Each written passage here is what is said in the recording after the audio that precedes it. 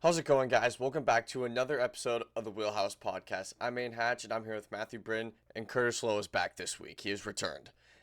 We've got a lot to talk about. It's the end of the month, June 1st, which means we've got some May awards. Who do we think is going to win Cy Young if the season were to end today? MVP, Rookie of the Year, stuff like that. Going to talk about some standings updates and just who's been going insane, who went insane in the month of May. So, we're just going to get right into it. We're going to start with the standings update. Mariners have jumped their way in the first place. They swept the Oakland. They pretty much swept the week, actually. They went 6-0 in a 6-game winning streak. A's, they're a little bit on the downfall right now, 2.5 games out of first place. So are the Texas Rangers. In the American League Central, the Guardians are still in first place, 34-27, but the White Sox have been on fire. They have won 5 games in a row and are 7-3 in their last 10. They're only a game out of first place. That's pretty crazy. In the American League East, the Rays are still in first place, but the Yankees are making their way back. They're only a game and a half out at 36-23. And then you have the Blue Jays and the Orioles all the way at the bottom. In the National League, the Braves are 20 games over 500, and the Nats have made their way over the Phillies in second place, while the Marlins dropped their way in the last place. Wow, how big of a difference is that? In the NL Central, Brewers are still taking charge in first place, but the Pirates have moved up to third, and the Cubs fell all the way down to fourth in the division. And in the NL West, the Dodgers are still in first place, and they're just kind of running away with it. Diamondbacks are in third, 6.5 out. Just a game difference between the Diamondbacks and the Padres, but nonetheless, the Dodgers are pretty much running away with it right there. Um, we'll just kind of go really quick with you guys. One team that kind of stood out to you for this past week. Kurtis, you want to start us off? Yeah, I mean, simply put, Mariners, I mean, come out and do what you're doing, win the last 6 games. The pitching's been great. I mean, it was weird to see so many home runs, and it's kind of the brand of baseball that the season started at as well. Love to see the extra inning wins and whatnot, but um, it was exciting to see that considering, Cal's down and Donovan's down and whatnot, but fun team to watch right now. Uh, Maddie, what about you? What team has stood out to you over this past week or so? I'm gonna go to the Orioles. We've talked about them a little bit. Episode in our power rankings. Well, I talked about how I think that eventually their lineup's gonna start clicking, and I thought that they really started to do so. They put up a lot of runs this weekend. Gunnar Henderson started getting going. Pete Alonso had some nice timely hits. The team seems to be clicking a lot more. Pitching's still an issue, but the lineup is at least more what people thought it was going to be coming into the season. So, I mean, I thought the Orioles had a good week. Um, yeah, I thought they were pretty fun to watch this week. Yeah, I mean the Orioles came back down 5-1 on the Blue Jays this weekend. Walked off in dramatic fashion. Um, for the Mariners, they're finally playing kind of the way that they should. I mean, you don't really. It's pretty hard to win 6 games in a row, but just the consistency throughout the week as well. The team that I want to talk about the White Sox. For me, that's the team that stood out to me. They've won 5 in a row. Nobody thought that they would be at this point anywhere near 500. Um, I was saying that they would have been a pretty fun team to watch this year. I didn't think they would be good, but I thought they'd be a fun team to watch. But they are both fun and a good team to watch. Murakami, while he is sidelined, which I think we'll talk about a little bit, they're getting contributions. It feels like somebody different every single night. They got a walk off from Miguel Vargas over this weekend. Um, the pitching staff is doing great. Davis Martin is leading the charge. I mean, how about that? Dark horse Cy Young guy right there. Just absolutely going insane for that pitching staff. Um, it just feels like a team that's like the power of friendship, just working together, but it's actually working out for them. Everybody talks about the Rockies being the power of friendship.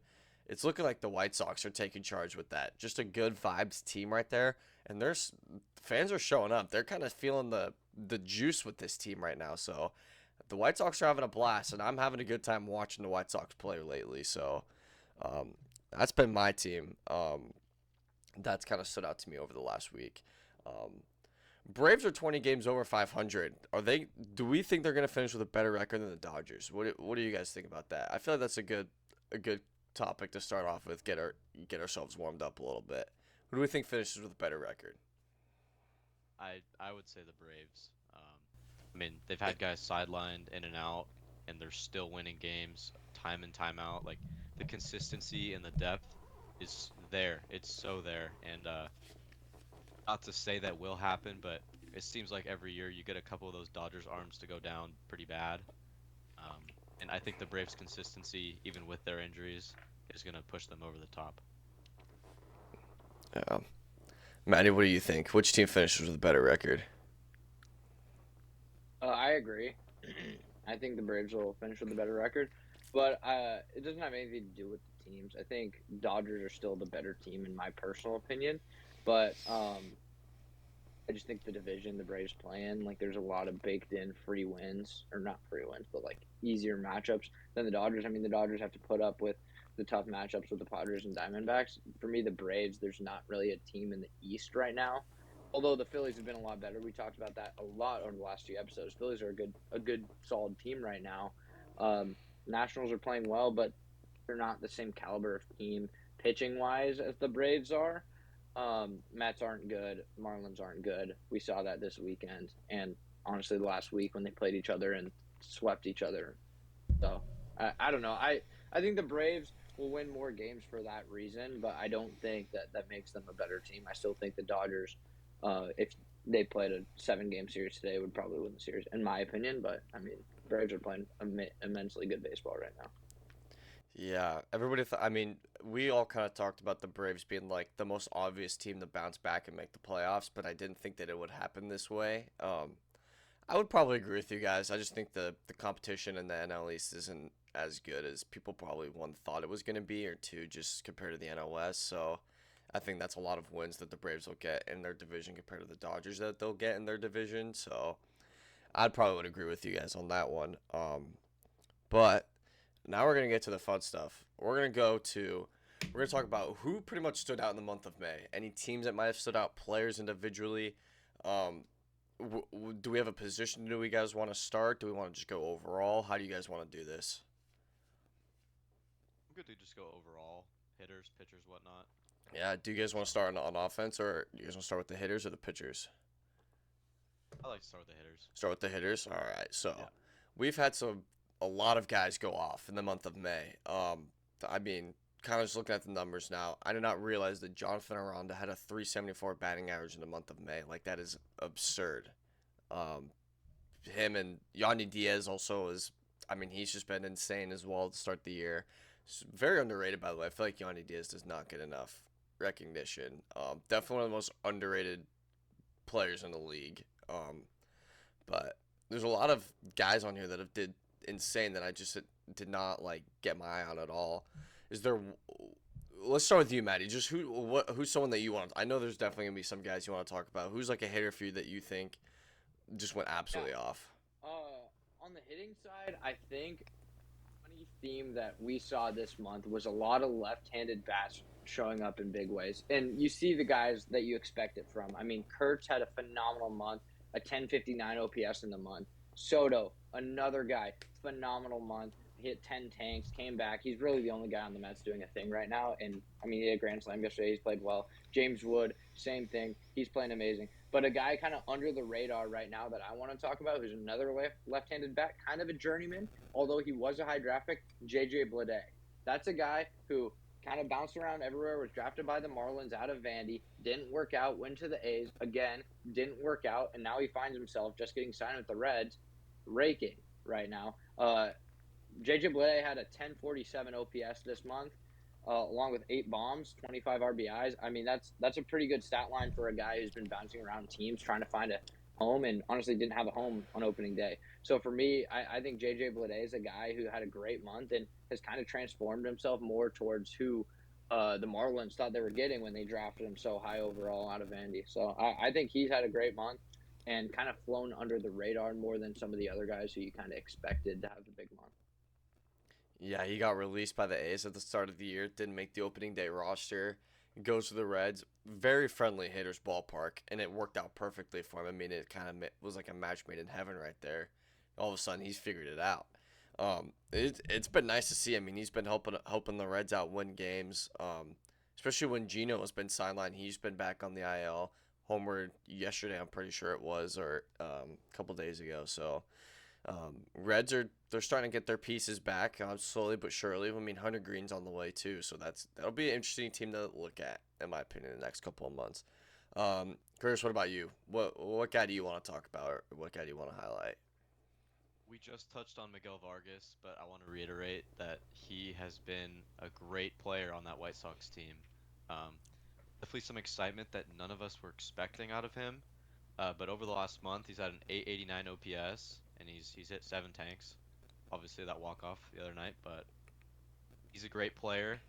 Another guy I've been surprised with the entire season, but specifically in May, is Randy Arozarena. He's got the 814 OPS the last month. Not really hitting the ball out, but just it's felt like just a lot of base hits. He had that walk-off double the other night, but just a couple right-handed bats. I know Maddie touched on a lot of those left-handed bats, but two right-handed bats that really stuck out to me. So Yeah, Randy's been a doubles machine. I mean, he's a free agent at the end of the year, and right now he's looking like the best bat available in this upcoming free agent market. So he is playing himself into a big contract. So it's nice to see, but I guess if you're a Mariners fan, you're kind of a little bit nervous because if he doesn't come back, you're gonna have to find a replacement for him. There's gonna be a lot of movements, and I would say that Randy's the greatest Mariner left fielder in Mariners history. But yeah, Miguel Vargas also went off. One guy that I want to talk about, kind of on this under the radar, sneaky, great May, Jake Bauers. Month of May for Jake Bauers, he had a 307 batting average, 4 tanks, 533 slugging, accumulated .6 Fangraphs WAR. But he's been a big contributor for that Brewers lineup, and he's been on the team for multiple years, and this is finally like him breaking out for the Brewers. It feels like a little bit, kind of taking over, not like taking over Yelich's spot, but he's pretty much filling that gap from Yelich's absence when he was hurt, and now that he's back, I mean the Brewers kind of just have everything clicking. It feels like. I mean they just seem pretty unbeatable in a lot of aspects. I mean when you have a lineup as good as that, that's a very deep lineup. When you also talk about Bryce Turang in that lineup, Jackson Churio, and I mean, you got Sal Frelick. There's a lot of guys. Contreras, and then with the pitching staff led by the Miz, which we're going to talk about most definitely. Jake Bauers is definitely a name that, one, you wouldn't really expect to be going off the way that he has, but also just a name like that's going to fly under the radar with a team that's star-studded like that. So he has absolutely been going off.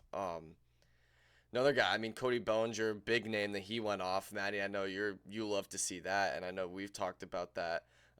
He's been going crazy, 304 batting average in the month of May. He had 5 homers, 1.6 WAR, which is that's one of the best WARs in a single month. He's second in WAR in the month of May. Bobby Witt Jr. was first in a 1.8. He went absolutely insane after starting off pretty slow.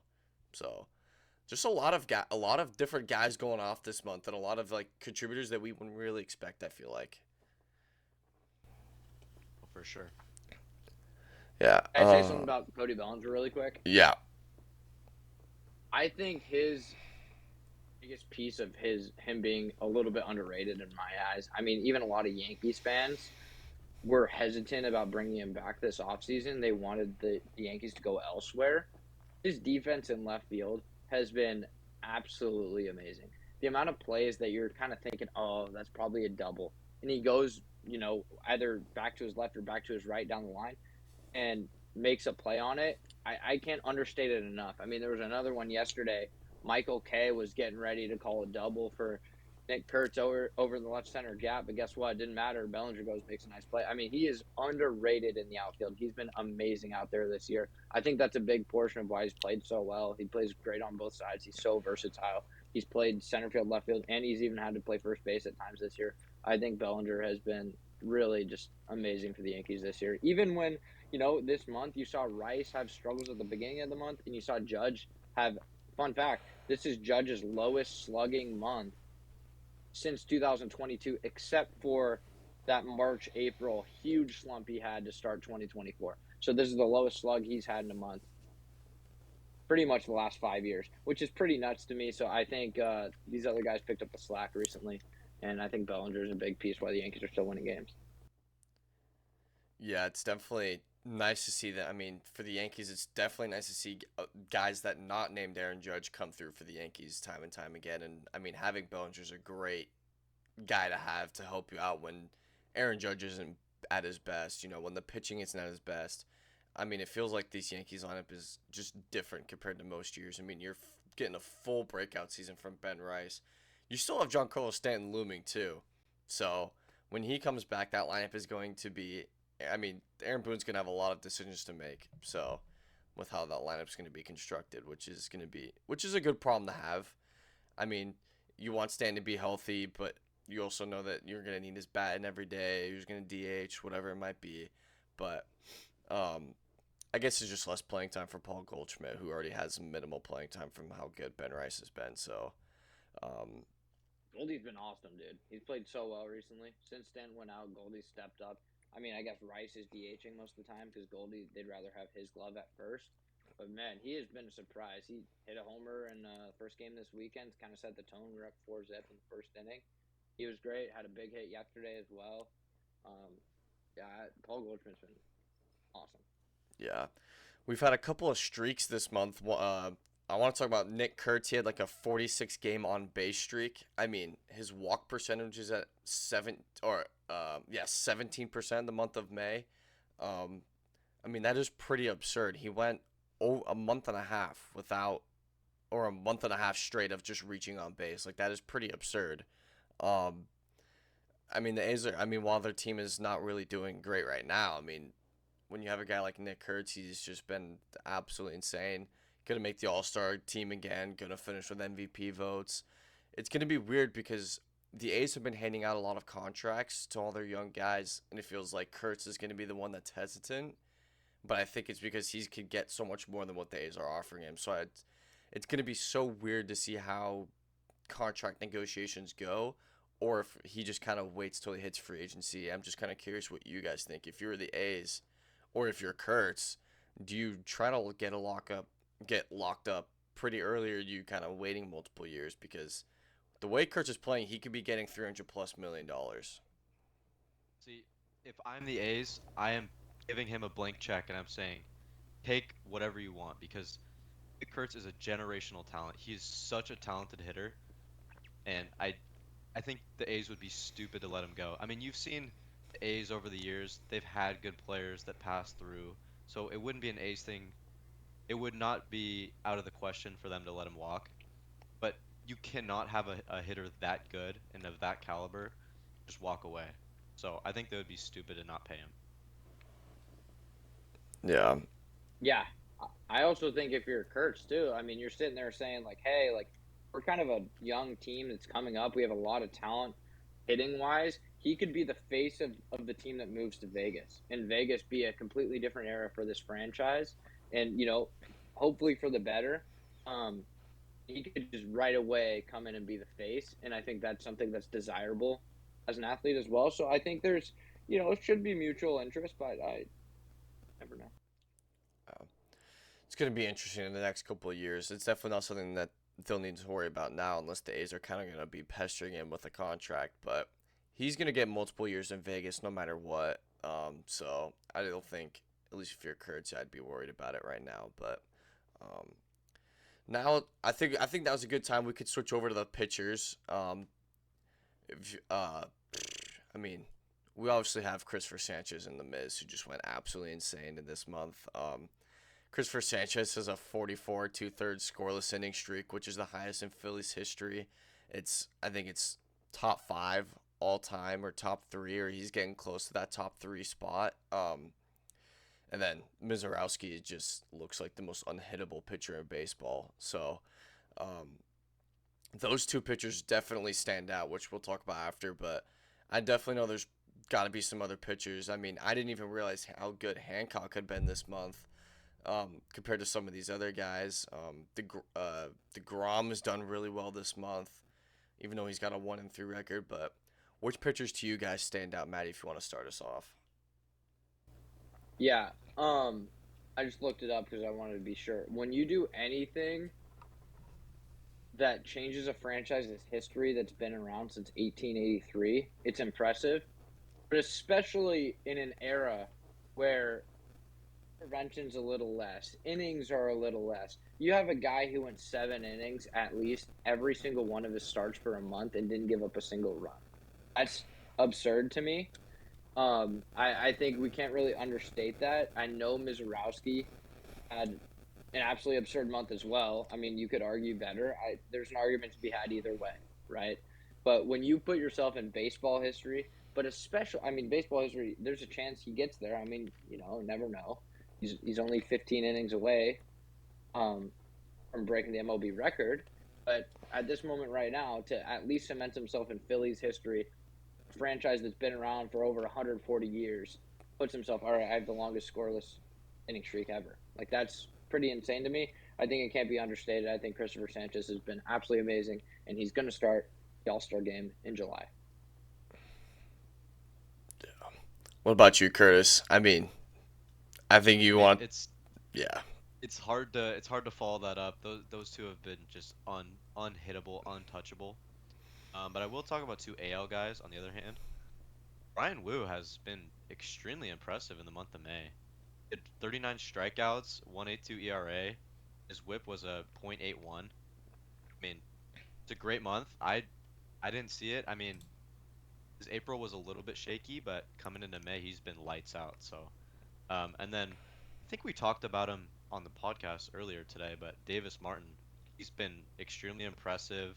Like you said, Dark Horse Cy Young. I mean, 38 strikeouts and a .88 WHIP in the month of May. I've been impressed with him. And then moving on to the NL, I have two more guys. Chris Sale has been awesome all year, but specifically the month of May, 42 strikeouts for him. So great month out of him. And then also Christopher Sanchez's teammate Zach Wheeler. He had a pretty good month. And I think he gets overshadowed obviously by just how historical Christopher Sanchez has been. But to see Zach Wheeler come back and be his old self has been really awesome to watch. So Yeah, I mean, it feels like there's been a lot of pitchers going pretty insane.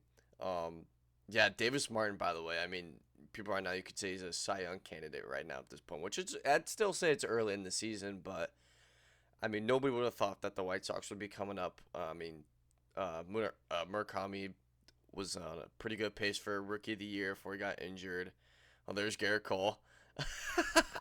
um, I think the one pitcher I want to talk about, he went 0-4 this month, but Landon Roop, I think is how you say his name. His numbers don't look great, but he's been very serviceable for the Giants, and I feel like he's a name that is just kind of, I wouldn't say flying under the radar because his numbers aren't like super great overall. He did have a 4.34 ERA this month, but um, I mean, with a team that's struggling, you kind of look for little pieces that you can maybe ship off or kind of look at. Um, Roop has done pretty good. I mean, his numbers overall aren't great. .7 WAR for Fangraphs, which is pretty good. Jose Soriano, I mean, he kind of is taking a downturn, which isn't good. But yeah, there's been a lot of guys. Chase Burns, definitely someone that flies under the radar a little bit. He's still, I mean, a 1.19 ERA in the month of May is pretty absurd as well. 4-0 record. So, talking about just being a winner for that team, he's done pretty good. But yeah, that is just, it's pretty wild. I think we might as well go into it now. NL Pitcher of the Month. Are we giving it to Christopher Sanchez or are we giving it to The Miz? so hard. I mean, two historic months. I mean, as Maddie mentioned, I think you have to give it to the guy that is breaking records to this day. Like he said, like such a historical franchise to break one of those records. I think you have to give the nod to Christopher Sanchez.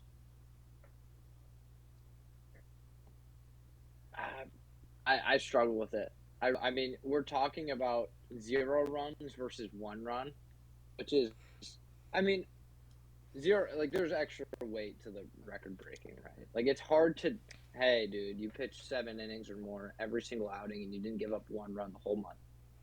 But there's this guy who gave up 1 run and he has more Ks than you, and his innings are almost the same, and his whip is something like .5. Jacob Mizorowski has given up pretty much nothing the entire month. Nobody hits the ball hard off him. Nobody gets extra base hits off him. Nobody even reaches base off of him. I wanted to talk about Chase Burns for a second because he's been a guy who had the stuff last year, but you saw him not really be able to sequence well and not really be able to stay in the zone enough. Mizorowski was the exact same way. He became a guy, he's overpowering, but eventually, when it got down, I mean, obviously he was playing a little bit injured and stuff. They moved into the bullpen. Same exact way, though.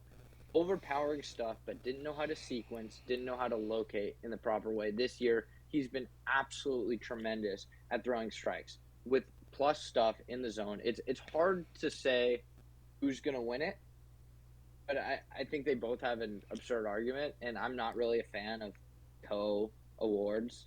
I really hope they don't say, you guys both did well enough. I just think there's a true argument for both sides. Yeah, I mean, if there was a pitcher of the month, if they were to do it, this would be the month for them to do it. But I just think, like, yeah, it is kind of a one-run difference, but like realistically, when you're a guy chasing history, he's he has a chance to be top 3 scoreless inning streaks all time, going an entire month of not giving up a single run, going 7 innings or more in all your starts through a complete game shutout, 13 strikeouts. Like, I just feel like that on the other side, it's so tough because then you look like, oh man, that's a better month than the Miz, and Mizorowski gives up 1 run, strikes out the entire planet, and I mean his first outing he went 5 1/3, but after that he just went absolutely insane. Just both these guys going 7 innings constantly. That's not really something that you see a lot from MLB pitchers in today's game. Like what both these guys are doing is pretty historic, which is something that you just don't see it happen, especially in the same month. I feel like it's just absurd that we're seeing both these guys pitch as well as they are at the exact same time. Just in general, what a year of baseball it's been so far. I mean, just so many historic players, so many. Just it's just been an awesome year. I was just thinking about that as you were talking about. I'm like, we're watching history. This is crazy. Yeah, it is absolutely insane. It's gonna be huge. We got the CBA expiring at the end of this year, so it's gonna be. We got negotiations that ended up starting. I think. I don't know if you guys really went into deep dive into it, but they had the proposals that came out, and the pretty much the MLBPA saying have a salary floor of 150 million, with it's something with like at $300 million, but if you're, then the MLB came back with a hard cap at 270, with a 170 million floor, and 50-50 on revenue shares. I just want to give your guys thoughts. When it comes to the CBA deals, and I know we probably don't want to go into it too much, but just what do you guys think about the proposals that came out? Do you like which side would you go for? Do you guys want a cap, a floor? Just kind of give me your thoughts overall on the proposals so far, if you guys have any.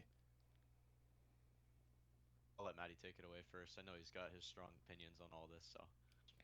Well, I think the floor is going to happen because both sides seem to want that. I mean, from the player side, it makes sense because it pretty much means that more players are going to be getting paid more because of having a floor. Hey, you have to spend money.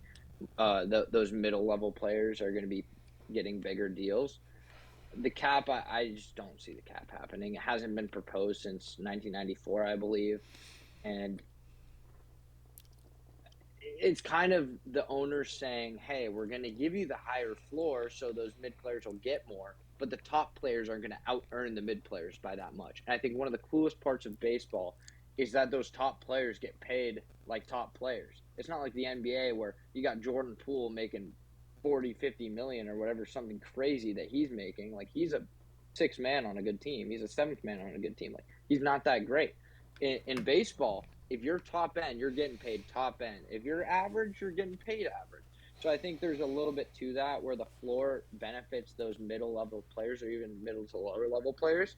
But I think the cap is not going to be agreed upon from the player's point of view unless it's something ridiculously high. My personal opinion, I think a floor of 150 is fine, but a cap of something like 330, 345, 350 even, to where you can kind of make it so most teams can fit in there, especially because I think the bigger issue is the top end teams not fitting. Because you get to a point where you're like, hey, Dodgers, you just paid Kyle Tucker 60 mil a year, but now we have a cap way below what you guys are paying. What do you do with that? Are you just going to grandfather in his contract? Like, it gets to be way more of an issue. Whereas if you implement the floor and the cap super high to where there's only one or two teams where I think it would be like maybe the Dodgers have to adjust a few contracts, but not so drastically. But you make those lower spending teams spend more money. I think that is an easier way to get it in progress. Whereas, like, if you're like, hey, Dodgers, you guys have to cut 150 million, that's not really a viable option to me. And I know this is just the start of the negotiations. We don't really know where it's going to end. Um, but I don't think it was great to see how far away they were. I think each side had things that I liked. I think each side had things that you could really see why they wanted it. If 2027 doesn't have baseball, that's a mistake. The league is picking up so much steam. We've talked about how historical this season was.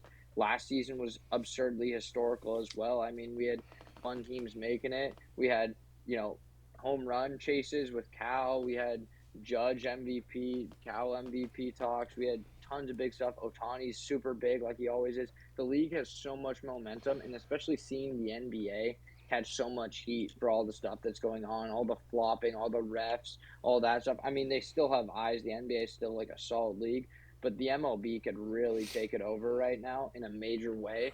It would be a huge mistake if somebody doesn't give and we don't have baseball next year. Yeah, I wanted to piggyback on how you ended that. I mean, the league is in such a great spot in this exact moment. It would be such a mistake to not reach an agreement before the season starts. And if they can't reach an agreement before the season, I hope that they can reach it soon enough to where we can still get a decent amount of baseball next year. Yeah, I think the one thing that kind of has me giving hope actually is the fact that they've started negotiations at this point already versus the last time they had to deal with this. They just went radio silent for 2 months and didn't speak to each other when the CBA expired. And so the fact that one, they're actually doing this in season, which I didn't think was going to happen at all. I thought they would have tried to force something as soon as the season ended, which would have been the worst thing ever. Um, yeah, I'm just a little bit surprised about I'm actually surprised that the MLB wanted a higher floor, which one I think that kind of just exposes that all 30 owners can spend 170 million dollars a season. It's just not all of them choose to do that, so it kind of exposes them in a bad sense a little bit.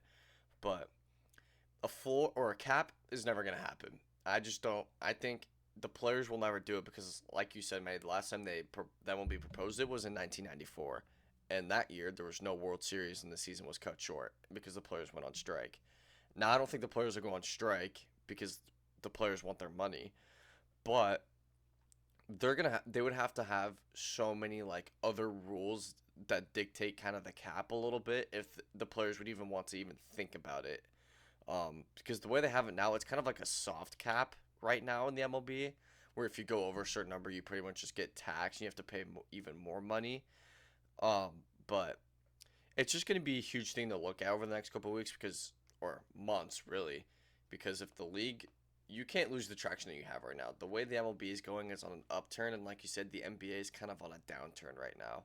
And right now, the MLB is overpopulating the NBA right now, and I think it's got a chance to be the second highest sport in the coming years, or most popular. So, in America at least, I think it's going to be pretty hard to overtake the NFL these days with the way that they've been running things. So, um, but just it's going to be something interesting to look at over the next couple of months. I want to see how different these proposals work, how they can actually align together because right now, from the consensus online, a lot of people love the MLB's proposal more than the Players Association. So it's going to be just interesting. Um, do you guys? I mean, I think we can kind of swiftly move over towards the awards. We can go to the awards right now at this point of the year. Do we want to start Cy Young, Rookie of the Year, MVP. Which one do you guys want to start off with?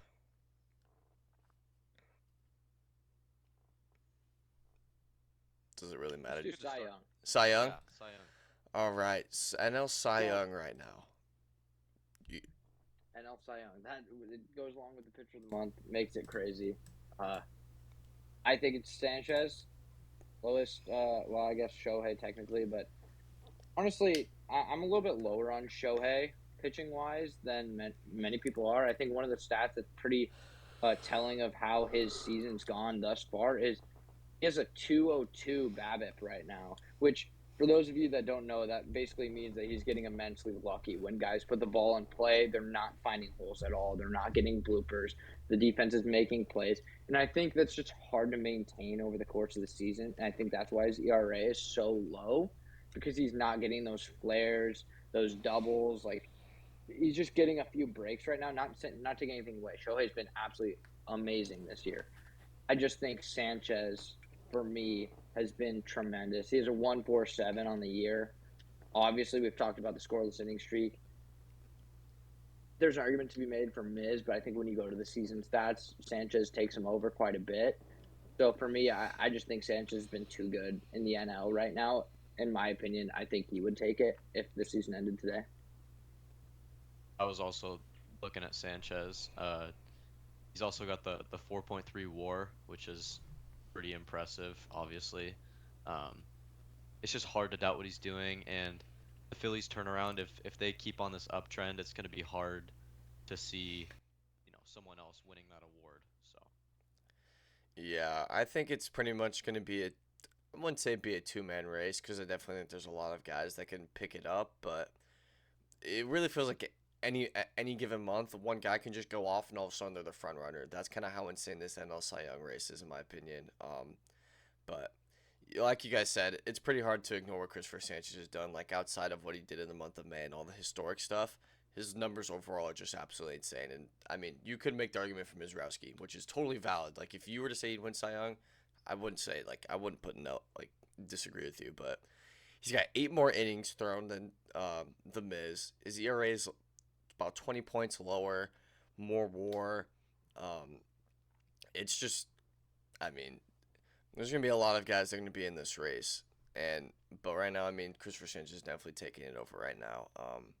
But I think there's gonna be some guys. I mean, Paul Skeens, I think it takes a couple starts for him to get back into that race because he's been kind of. I would say Paul Skeens has been a little bit inconsistent this year, which has been, I guess, not really expected, but also like it only takes so long till the league kind of figures you out a little bit and you have to adjust yourself. But Braxton Ashcraft, he's kind of thrown his way up. He's trying to put his name on that Cy Young race. 2.77 ERA, 5-2 record, 74 and 2/3 innings. He's got a 2 Where are WAR. you guys on Shohei? Because I said my stance. Where are you guys on him? How close is he to overtaking Sanchez for you? I think he needs to throw more innings. I I was think, gonna say the exact same thing. I don't think he's thrown enough innings to this point. yeah, I think you have to see more. I think that everyone's a little bit hesitant on, his arm health in past years, and I think he's gonna have to. He has more to prove because he hasn't been able to stay on the mound. So I think he has to throw more innings.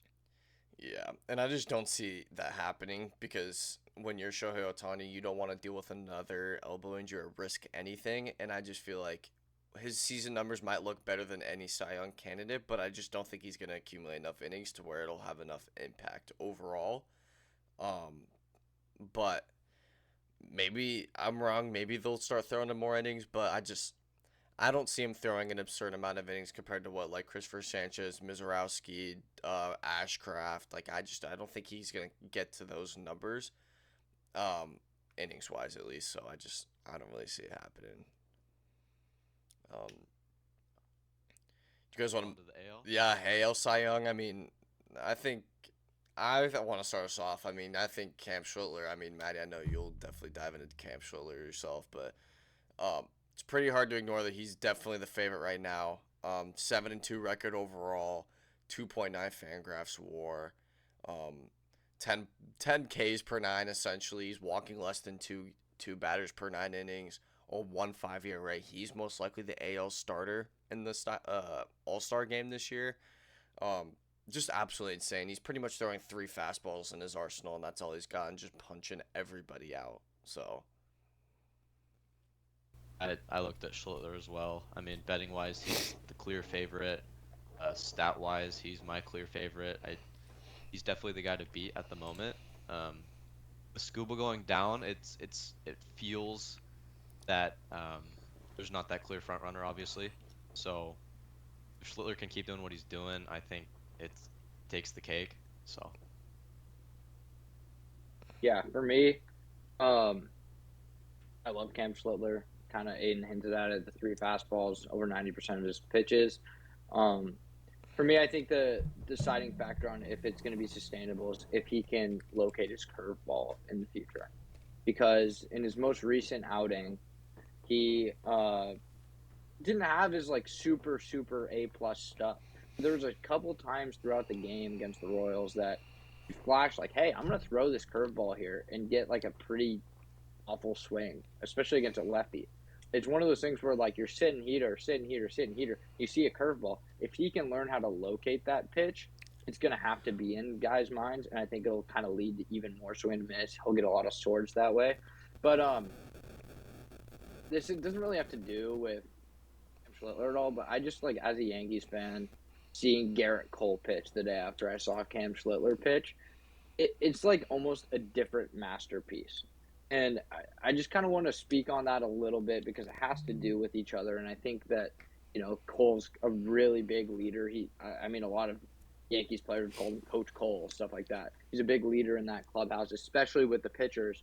And I think how he pitches is just a different masterpiece than watching a Schlittler who's trying to, hey, I'm going to go at you with these fastballs. You know what you're going to get. With Cole, it almost feels like he's in the hitter's mind thinking what they're thinking, and he's going to throw the opposite. I mean, he was absolutely dominant against the Royals. 6 shutty, more than 10 punchies again for the guy. I mean, since he's come back, he's been absolutely dominant. The changeup has been a huge difference maker for him than in previous years. And for me, the 2 pitchers that I watch, and I just think it's an absolute masterpiece, are Garrett Cole and Zach Wheeler. They've been doing it for a long time, but the way that they can combine them being power pitchers with such finesse, an ability to spin the ball on the corner, to dot the corner with a heater, to throw multiple pitches in the same area, it's just a different masterpiece. So even though I think Schlittler right now is obviously the front runner, I just wanted to touch on what Garrett Cole means to Schlittler and what he means to the Yankees. He's just been so fun to watch throughout his career. I mean, I even saw a video the other day about 2019 Cole pitching, and dude, that guy was so dominant. But that was the point of his career where he's just throwing heater top of the zone slider off it. That was the point of his career where it's like, all right, you know what you're going to get. Just can you hit it? And you can't.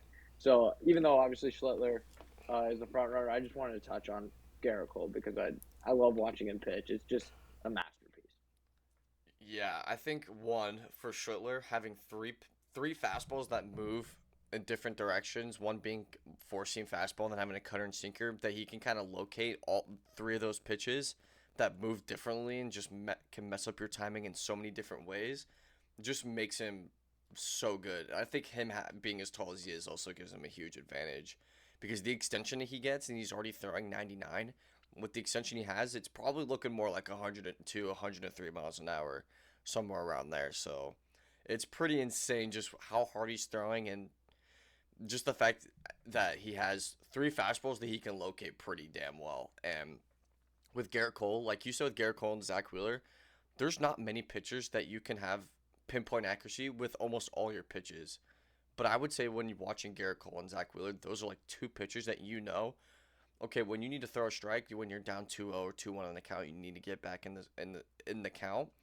They can throw any pitch that they want and they can get it in the zone and locate it however they want because that's how they've always been. Garrett Cole's he's always had his curveball, sinker, changeup with the 4 seam that he can locate. Wheeler, he's got the slider, the sinker. I mean, it's really hard to be able to have multiple pitches that you can have pinpoint accuracy with, and it's pretty insane that even with them getting to their mid 30s, getting towards the end of their careers, that they could still locate their stuff as well as they can in today's game. Well, I just want to ask you guys, one guy that's definitely flown under the radar is Nick Martinez. And Maddie, we've talked about him a little bit, I think, a couple days ago. 5-1 on the year so far, 1.62 ERA, 1.6 WAR Fangraphs. One, do we think that he can at the end of the year? Do we think we can see his name on the Cy Young vote? So do we think it's sustainable? And kind of just, well, I guess it's kind of it actually. Do we think that his name could be up there for top 5 Cy Young at the end of the year at the way that he's been right now? Do we think it's a little bit of luck? I think it's a little bit unsustainable, but it is interesting because that Rays team has been unbelievable so far. So I mean, if the Rays are still looking the way they're looking and he's still dealing the way he's been dealing, he has a chance. But I mean, like I said though, the AL Cy Young race is pretty wide open. But Yeah, I don't know. I mean, he's pitched really well. He's been honestly such a surprise and one of the best free agent signings of any team. Just nobody really wanted him. I mean, he was the bulk guy, long reliever for a bit, kind of bouncing around teams. Rays are like, hey, we can fix you, and they do, as they always do. Um, will he be top 5 Cy Young? I don't see it. I just think that there's too many other pitchers who are gonna find their way back to dominance. I think we haven't even talked about Dylan Cease. I know he's on the shelf, but Dylan Cease had been amazing. Another one of the best free agent signings of the offseason. We already have touched on Davis Martin a lot. And then, I mean, even Kurtis hit the nail on the head. Brian Wu has been amazing. There's no reason to say that Wu can't continue pitching really well and at least get a podium or a top 5 or something like that. I believe in a few other guys more than I believe in a Nick Martinez, a guy who hasn't really done it for a whole season before in a positive way. So I think if there's a few blow up starts, it kind of just gets his name out of the running. Um, I don't know. I mean, he's been a great story, a great signing. I think the Rays have played amazing. So I think he's had a great season. So there's not a real reason he can't. I have my doubts. Yeah, it kind of feels like all it would take is like 1 or 2 blow up starts, and then he just like was right out of the race. But just like on the other side, it takes 1 to 2 good starts for someone that's kind of struggling to get yourself back in the race if you or into the race if you haven't yet. Parker Messick has also been insane, which I think can kind of transition over to Rookie of the Year. While I wouldn't say that Parker Messick's going to win Rookie of the Year right now if the season ended. His numbers are absolutely insane. 2.21 ERA, 6-1 record. Just been lights out for that Cleveland pitching staff and has pretty much been their ace and has helped them stay in first place in that division right now. Who would you guys have as Rookie of the Year? I think I would have my Rookie of the Year if he didn't get injured, but we'll talk about that. Maddie, we'll start with you. Who do you got for Rookie of the Year in the AL right now? Murakami.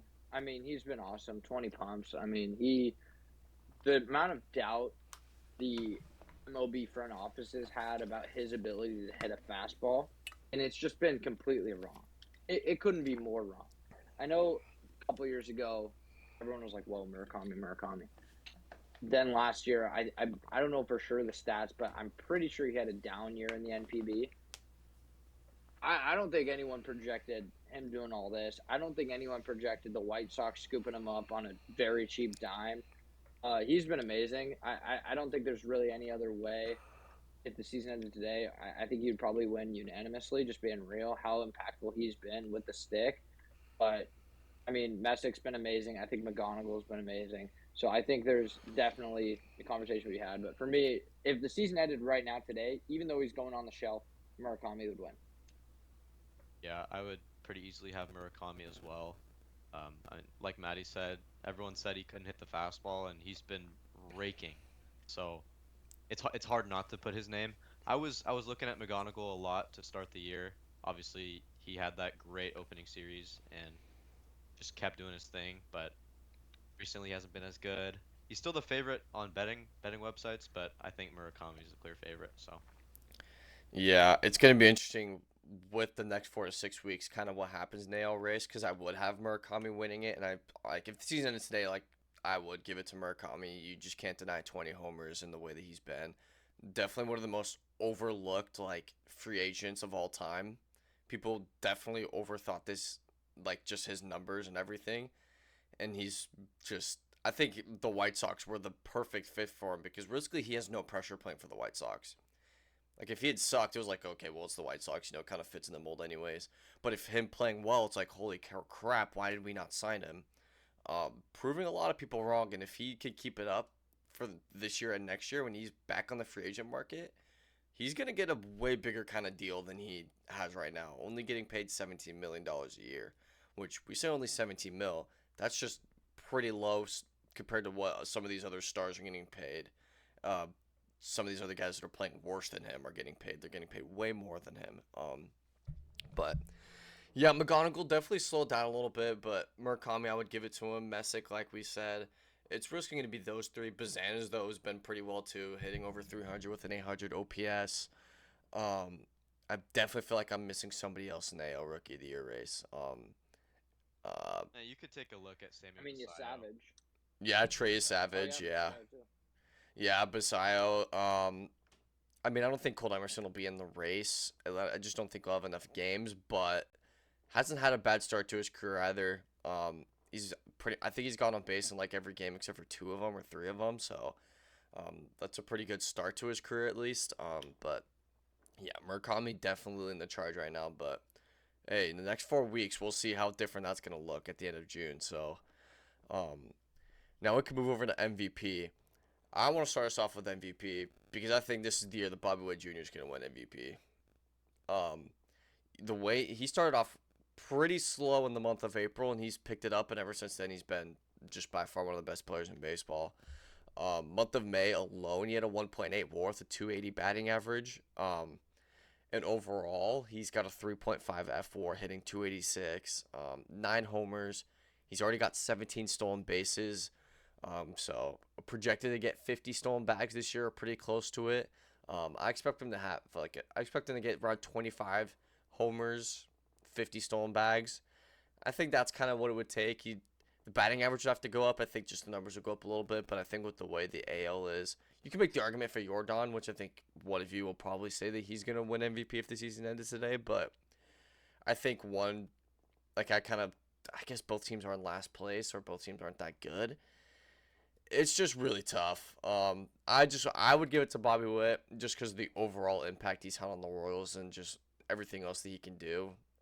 Jordan is a very power heavy, which 20 homers is pretty insane, but I would take Bobby Witt Jr. right now to end the year for MVP. Yeah, I was looking at Bobby Witt a bunch too, but just to teeter off, the A's can pick it up. I think Kurtz can win it. I think that'd be really exciting for that team. They obviously started off a little better than they've been recently. I'd like to see him, go get 50 pumps. He's obviously started slow on the home runs, so it's more projecting wise.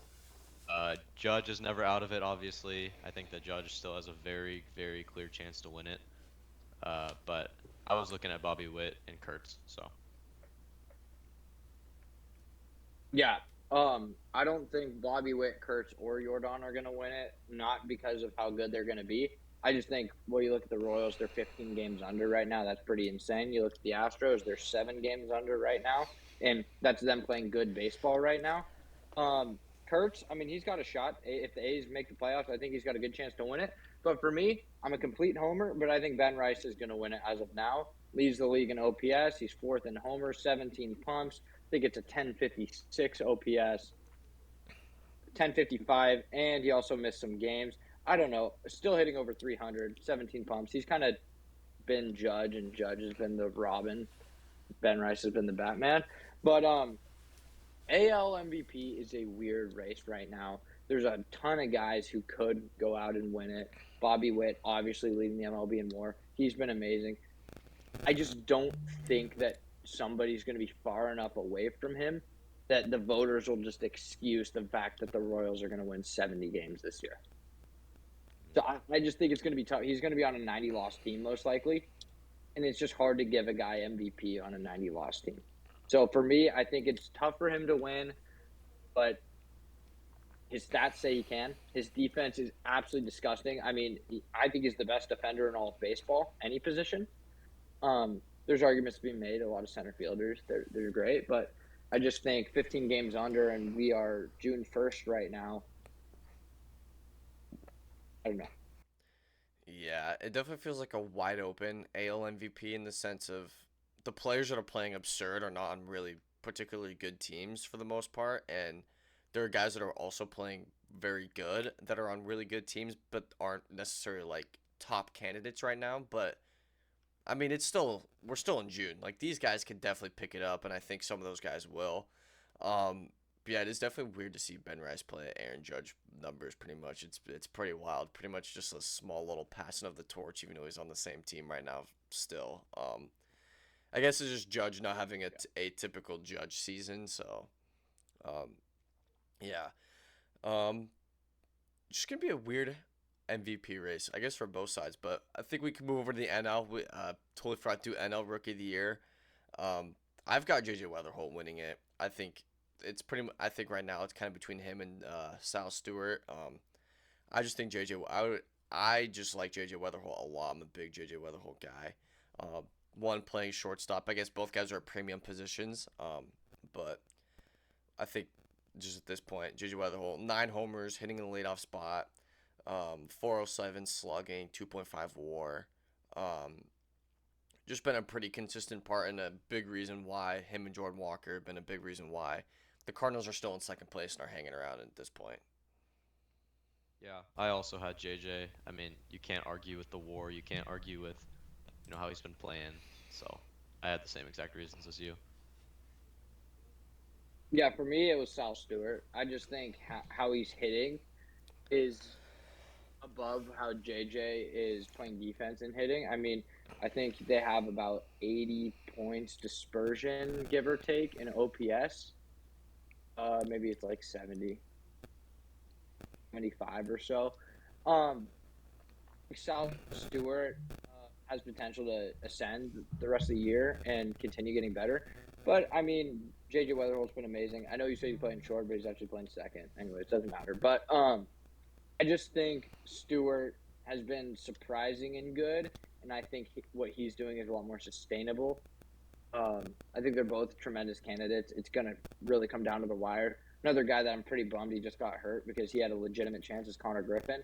He had been completely turning the table from. I started pretty poorly his first couple weeks in the big leagues. Since then, he's been absolutely amazing. He's gotten his season batting average up over 260. He's already stole, I think, 12 bags, give or take, maybe even a little bit more than that. Punch outs are still up, but you really started to see Connor Griffin start to play to the level that you thought he was going to play at, and then went down with a forearm issue. Hopefully, it's just the minimum 10 days and he can get back out there. But I honestly don't think he's out of the race at all, and I also don't think Nolan McLean's out of the race at all either. He hasn't really pitched very well, but he has the stuff to do so. I could see him going on a run second half of the year, July through September, and kind of taking it away. I think both the Rookie of the Year races are pretty wide open, especially after Murakami went down in the AL. So I think a few guys right now have good hopes for it when you talk about Weatherholt and Stewart. But I think there's other guys on the way that could really give those guys a run for their money. 100%. I mean, it just feels like these awards this year and just in general felt way more wide open than in previous years. And maybe I'm wrong. It just feels like there's just been so many good candidates. It just feels way more competitive than in previous years, in my opinion, just in the awards in general. I think now we can end off with NL MVP. I feel like this one's kind of tough. But Curtis, you want to start us off? Who would you have winning NL MVP if the season ended today? I mean, you have to give it to Shohei. I know it's the boring, bland answer, but for him to, I know we talked low on his pitching, but in reality, he's still been a great pitcher. His hitting is a little bit below standard, but he still has an OPS of 900. You can't throw that away. The Dodgers are an amazing team. Um, I, it's pretty easily Shohei in my eyes, and I think the voters aren't going to get bored of voting Shohei. That's just how it is. So What about you, Maddie? Who would you have for NL MVP? Is it Do you have Otani as well, or do you got somebody different? I have Shohei Otani winning it, surprisingly. Yeah, That's I crazy. think uh, I think Otani's just gonna win it every year until he retires. Maybe I'm wrong, but I think if it wasn't Otani to win the award and I had to pick somebody else, I would have done Ellie until before he got hurt, just because I feel like the season he had, this is like him finally breaking out and being their star player for the Reds, and I think, well, I don't know, we don't know how long he's going to be out for. He just went shelved with a hamstring injury, which can severely derail his season. I just think the way he was playing, I just really love the way he was playing. I mean, Schwarber was also up there for, I mean, you could argue him for MVP. Bryce Harper, the way he's been playing, Matt Olson. Really, all those guys are pretty good candidates, but is anybody going to beat Shohei? I mean, it's Shohei Otani. It's going to be pretty hard to vote against him. So, um, Oh, I mean, if we're saying besides Shohei, I've been liking James Wood a lot. His OPS is a 959 right now. He's first in runs scored. Um, yeah. yeah, He's James also Woods. walks, He is what? surprisingly. Fourth in walks. Oh, wow. So good on him. Yeah. Um, Juan Soto also. I mean, I know he was injured, but he's definitely picked it up. He was one of the best players in the entire league in the month of May. I mean, he went absolutely insane. Finally back healthy now, so um, yeah, it could be a weird NL MVP because this isn't an atypical Otani season either, but he's also been doing good on both sides and just been especially elite at pitching. So it's gonna be interesting to see because I feel like him being better at pitching could potentially derail his odds, but if he's having a pretty typical All Star type season hitting wise, it's gonna be pretty hard for anybody to even come close. So, um, yeah, I feel that's pretty much it. I mean, anything else? Did we miss anything else you guys wanted to cover? I mean, I feel like that was yeah. All right, yeah, Squared away. yeah, we were pretty all good. Let me let. Wow, I messed that up really bad. I'm just curious what you guys think. Who's gonna win these awards? Who do you guys think's been the best players in the month of May? Comment below. That's gonna do it for this episode. Make sure you guys like and subscribe, all that good stuff. Check out all our socials. Make sure you guys are following on all the platforms and everything. And we will see you guys next week.